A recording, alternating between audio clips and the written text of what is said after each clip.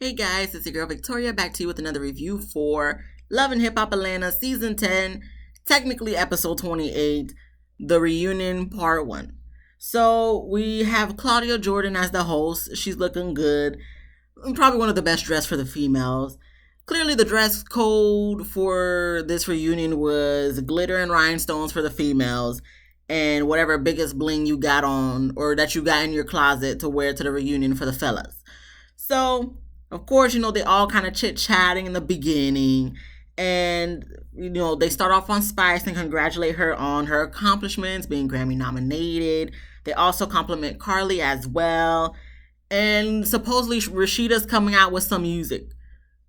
Um, they showed a little few tweets of who's checking her out for her music. And I guess one of her singles, Marry Me, is, I guess, rising up the charts. Where they get this information from, I don't know. But if that's the case, congratulations, Rashida. But, that's a cute little song on TikTok, Instagram, and, YouTube shorts. But, I mean, I'm not going to be, like, streaming it. Like, that's one of those songs, like, if I listen to it, it's like, okay, it's a cute little Kiki song, whatever. But I'm not going to be, like, putting it on my playlist. But I guess other people feel differently. So that's cool. If she's going to come out with new music and all this stuff, I mean, I might listen to it, but I'm not gonna be like, oh, I gotta find out the new Rashida song so I can download it on my playlist. Anyway, they then get to talking about Shekinah, she being crazy and messy. So Kendra and Erica have some smoke for Shekinah, calling her out. I guess Kendra felt that Shekinah should have told her about the whole Meda situation, and I guess I forgot what Erica's issue was, to be honest, but she had more smoke for Shekinah than Kendra had for Shekinah.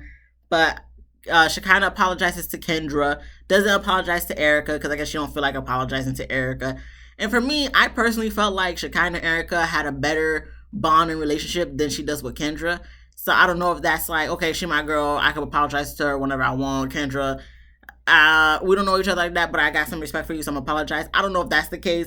But she apologized to Kendra. Kendra accepts. Erica wants an apology. She's not going to get it.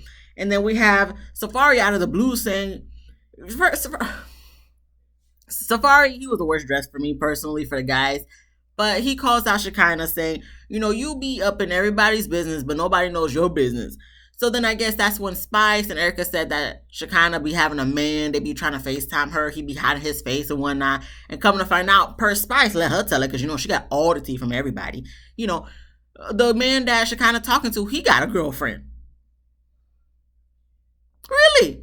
Now, they could just be saying this for all I know. But if this is true, Shekinah, it's funny that you getting on Safari in his home, his girlfriend, whatever she is to him, when you kind of in that girl situation. Now, granted, they're not together no more. Erica and Safari, they divorced.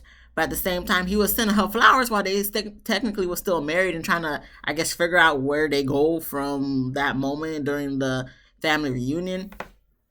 I think it was during the family reunion. So it's like, you want to get on people about morals and doing the right thing and being home wrecker and all that stuff. But if Spice is true what she's saying about you and whoever you talking to, dating or sleeping with, if he do got a girlfriend, then you ain't no point to talk to nobody. I don't understand. You have a whole crying tour, but you possibly may be sleeping with. Okay, I'm not. Okay, that's what she got. Okay, we're gonna move on to Scrappy. Okay, Scrappy, Bambi, and Mama D. So I guess Scrappy and Bambi, they're not talking with Mama D right now. They haven't talked to her since the whole Las Vegas situation. So they still talk about Mama D running her mouth too much. Once again, I just feel like this is season 10. This is nothing new. We should have known this from the get-go.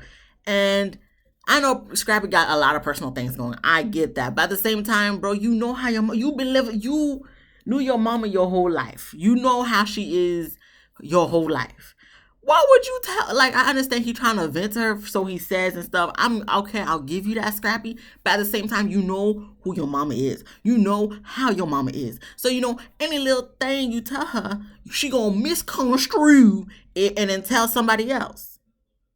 So I understand that you need someone to vent to and whatnot, but You did it to yourself, low key, high key, because you know Mama D. Since season one, she gonna be messy. It's been 10 seasons we've been dealing with her. And it's been all your life, your whole life you've been dealing with her, Scrap. So you know how she is. So at this point, if you telling her something, that's you just chalking it up to the table, because next thing you know, half of Atlanta gonna know by within 24 hours.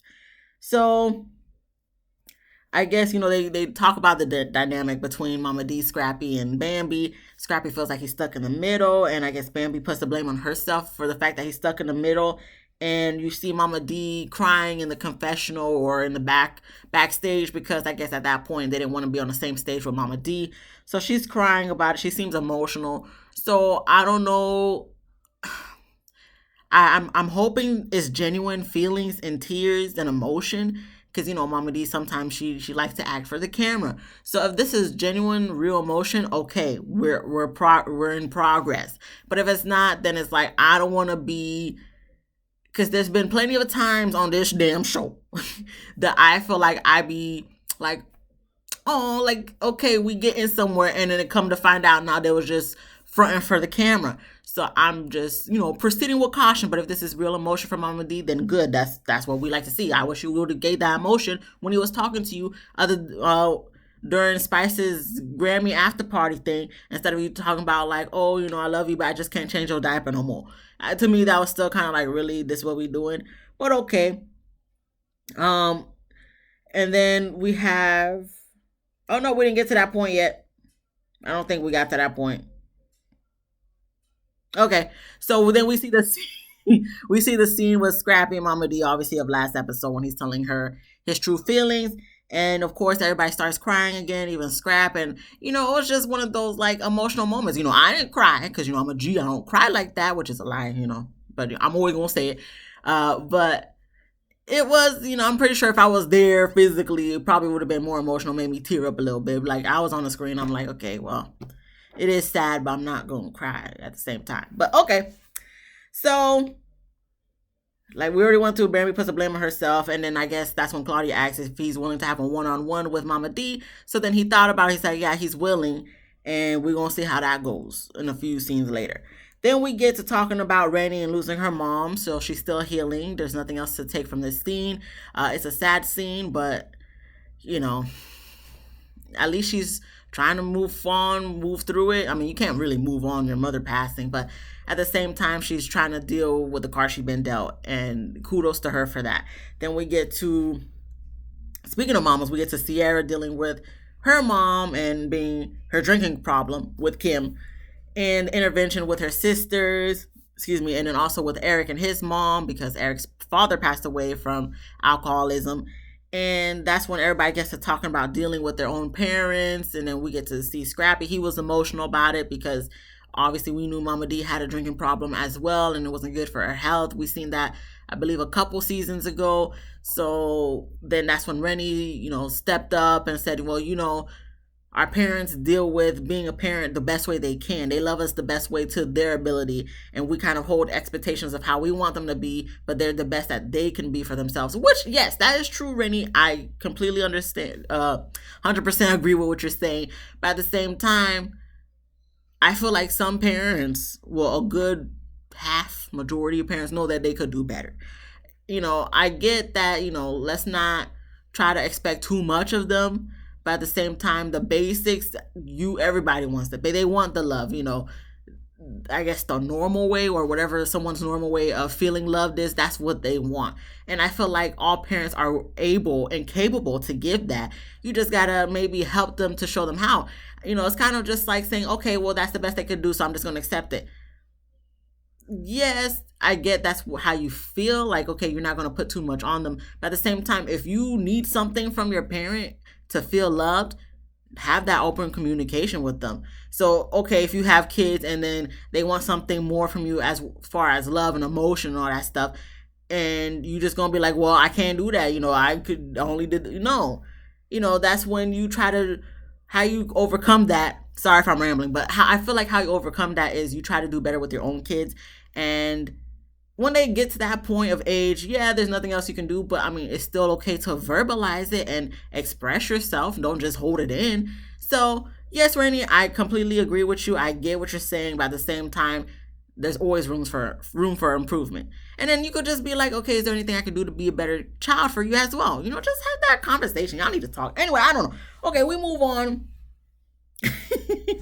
to Scrappy and Mama D. They have their one-on-one. Everybody's off the stage. It's just Claudia Jordan, Mama D, and Scrappy. Everybody's off the top of the stage. Everybody's off of the bottom part of the stage. And it's an emotional moment, I would say, because Claudia asked them to hug, so they hugged, and Mama D gets very emotional. And once again, like I said, I just hope it's genuine this time.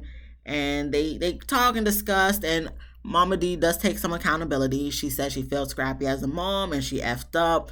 And Scrappy said he's willing to make amends as long as she unblocks him first. So I'm like, okay, so it looks like y'all joking again, so that's cool. And Mama D says she just wants him to bring the grandkids to her because she hasn't seen the grandkids in months. So it looks like they hug it out again. And, I don't think it's completely, pushed under the rug or completely squashed. But I guess that's one step closer to getting back to good terms. So then we move on to Yandy and Mendeecees. They're next. And they're talking about the whole Samantha situation and Yandy being there for little Mendeecees while big Mendeecees was away and while Samantha was wherever the hell she was at. And all Yandy wants is a thank you. So then Mendeecees proceeds to tell Yandy and us that, he be thinking her every night.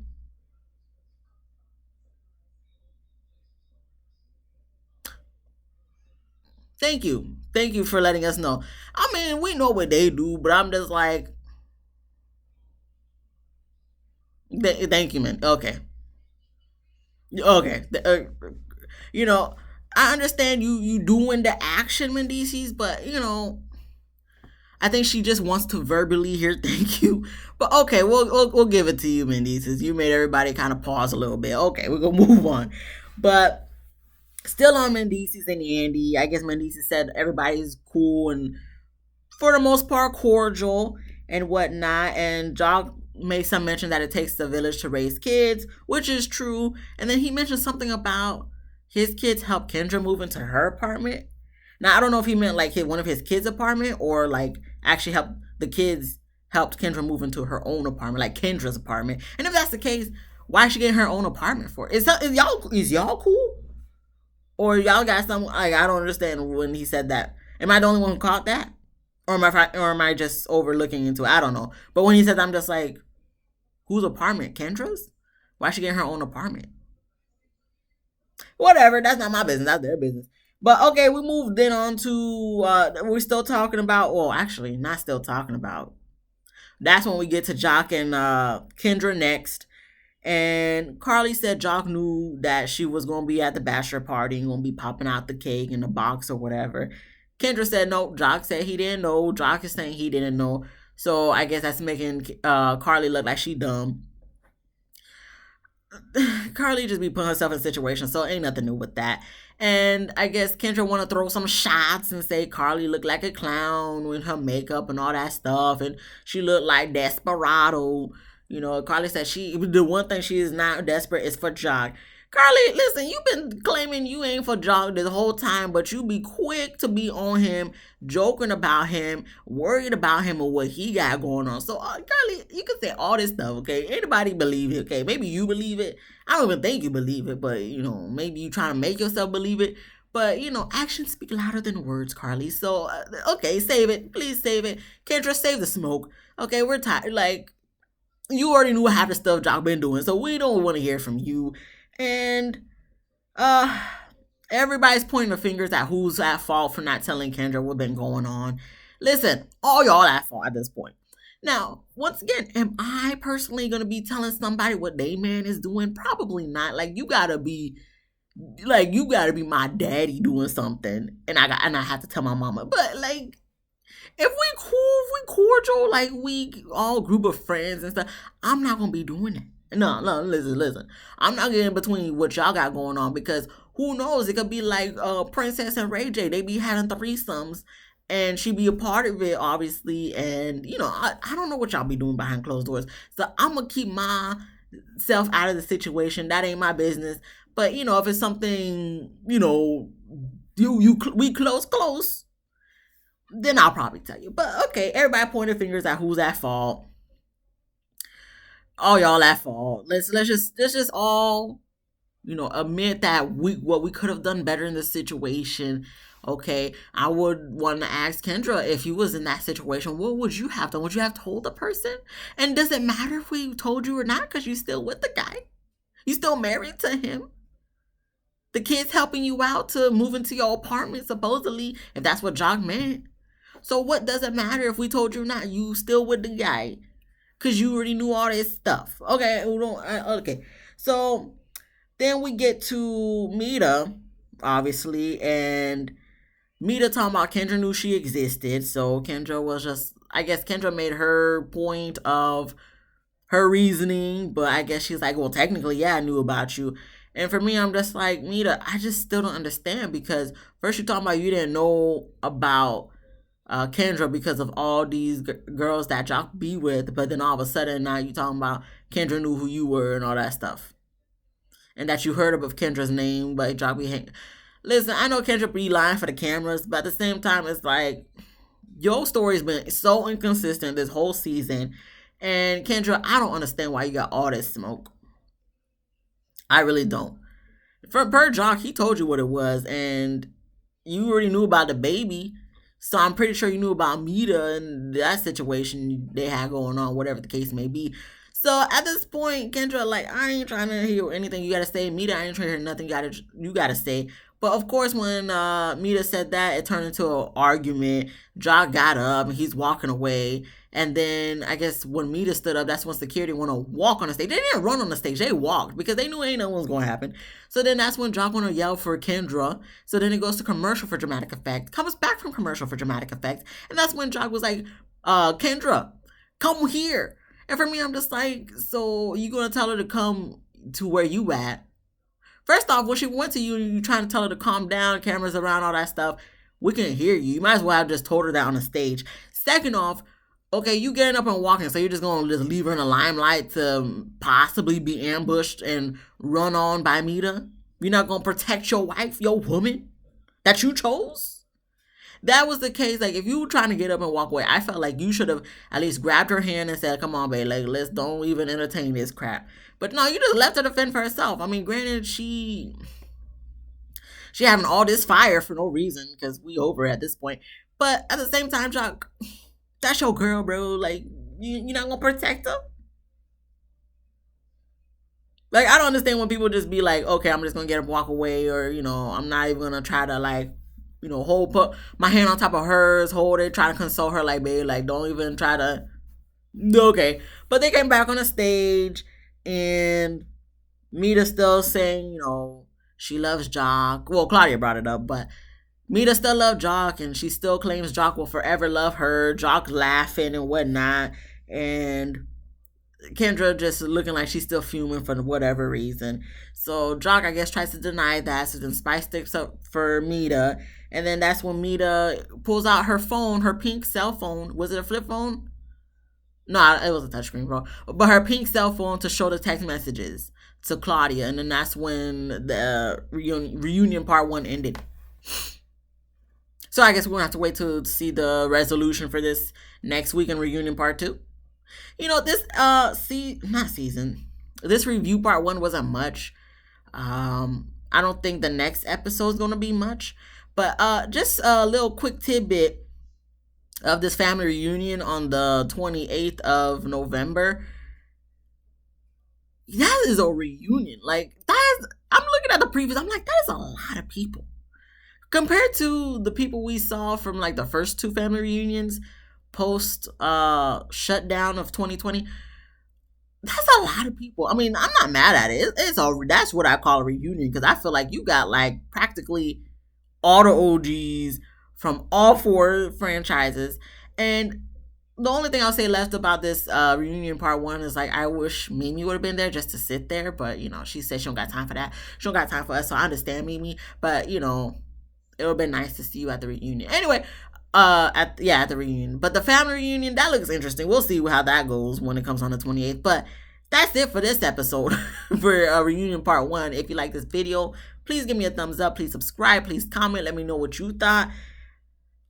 And did you think Mama D was genuine in her reaction and her emotions? I hope she was, but I don't know, because I just know how Love and Hip Hop be. So I'm hoping for the best though. But until then, I'll see you guys next week for the reunion part 2. And then until then, be easy breezy lemon squeezy. Peace.